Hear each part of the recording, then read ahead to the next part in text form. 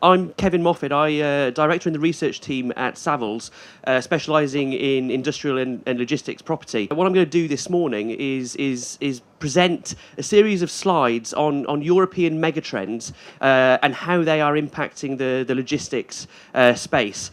What I hope that will act as is food for thought, and give some ideas to have an interactive discussion on the panel as we go. So I'll head kind of headlong into this now. Won't take questions as we go, but use that for the panel in a moment. That's just a bit of that's who I am and who Savills are across Europe. I won't go into that too much detail, but you'll get all of these slides available to you afterwards on email. European megatrends. Within the Savills research team, we've been publishing a series of papers at the moment looking at these big demographic issues, structural change. We've looked at general trends in business space. We released a paper at the back end of 2015 on retail and what's going on in online retail, what's going on in high street retail, out of town retail.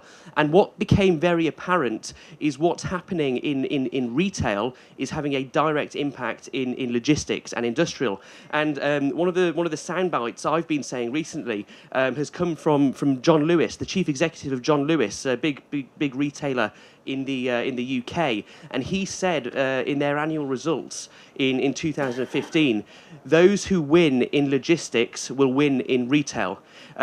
This is very apparent in the UK with the retailers that are being successful in the UK. The same will be true across Europe.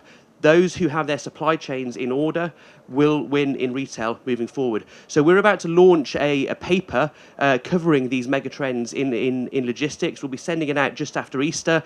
If you want to be on the circulation for that, just let me know. I'll make sure you receive a copy. So this is really just a sneak preview of what's going on in logistics.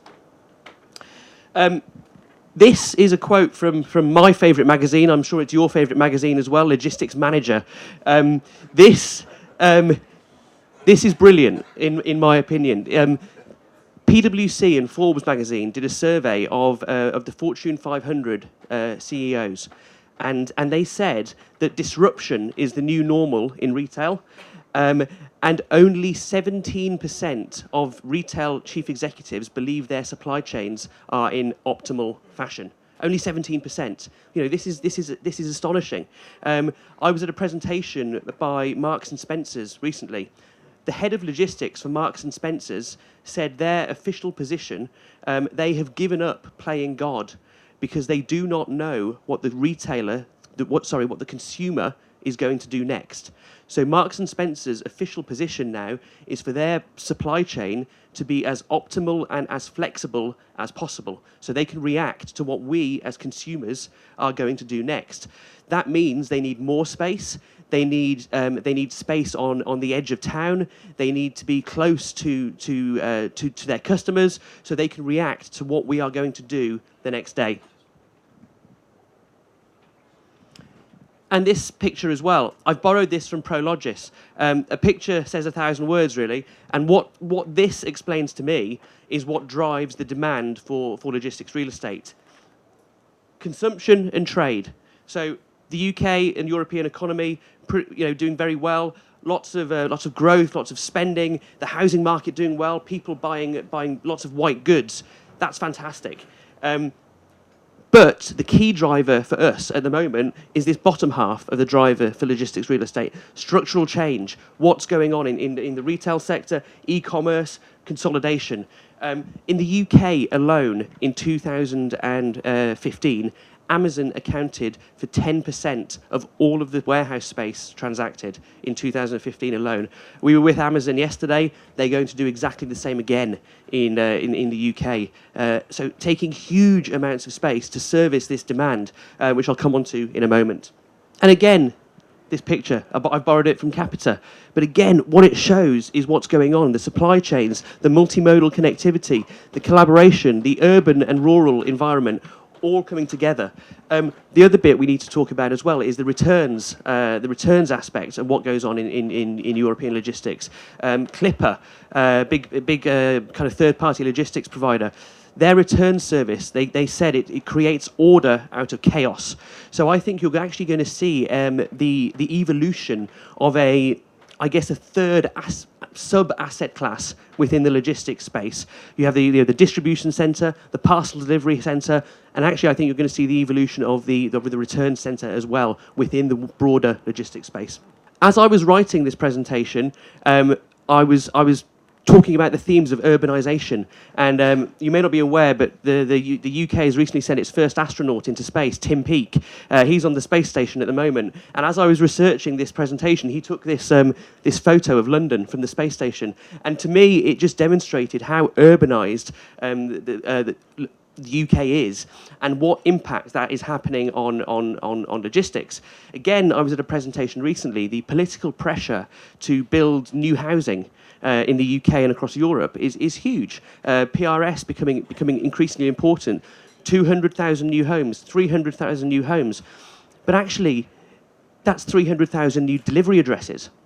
And the key thing is that actually the logistics and supply chain needs to be integrated into that urbanisation as well, and not thought of at the last minute. So again, this is happening in the UK, across Europe as well. Needs to be considered and not thought about at the last minute.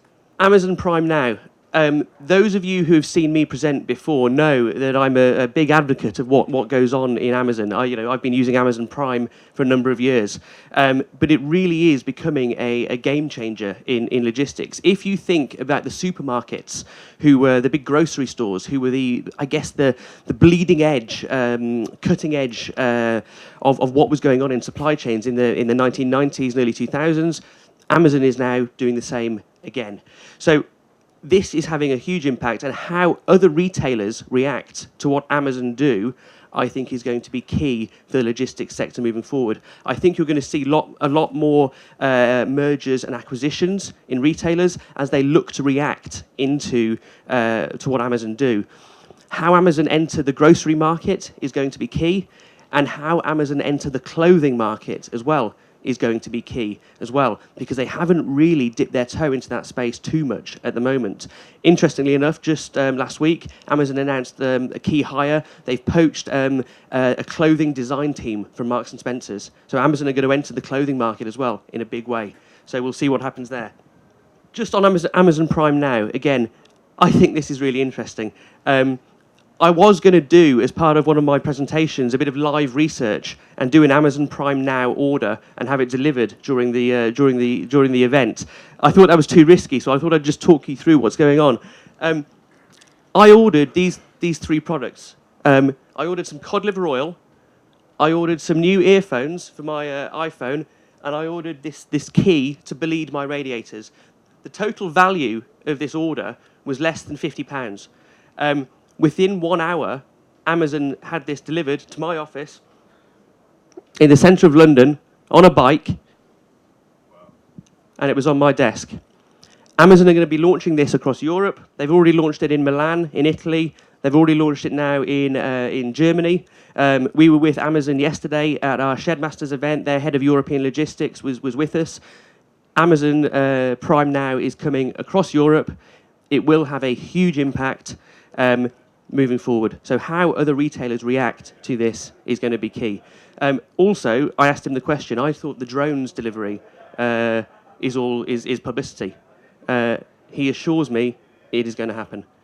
So Amazon are going to be delivering by drones in the next few years. So again, how this impacts the logistics space across Europe is going to be really, really interesting to watch. And again, we've talked about mergers and acquisitions. Sainsbury's and Argos, two big retailers in the UK. Why are Sainsbury's looking to buy Argos, a retailer that has a number of issues? There's some overlap, but really the key reason why Sainsbury's want to buy Argos is for their supply chain and their delivery windows. So this is going to be another trend moving forward, how other retailers react to what Amazon do. Another mega trend, which I think is going to have a big impact as well, is autonomous vehicles. There's been a lot of work done by this. DHL have done a white paper. AXA Insurance have done a white paper. various governments now are looking at it. Pilot schemes. The UK budget was announced yesterday. They're going to be looking at autonomous vehicles as well. Within the lifetime of a lease, a 20-year lease, DHL believe there will be convoys of autonomous trucks traipsing across Europe. How does that impact the centre of gravity? How does that impact driver's hours? Where are people going to locate? All of this is going to play out whilst leases are being signed today. So again, to be thought about moving forward. And all of this is having building design implications. These are some slides from DHL talking about what they want to do in the future. DHL, for them, it's all about doors. They're talking about U-shaped buildings. They're talking about L-shaped buildings.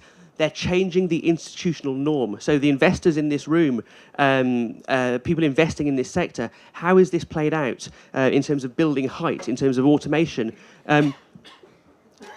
DHL also would like to see buildings without columns, multi-level storage. You've got scissor lifts here. They're talking about ramps around buildings.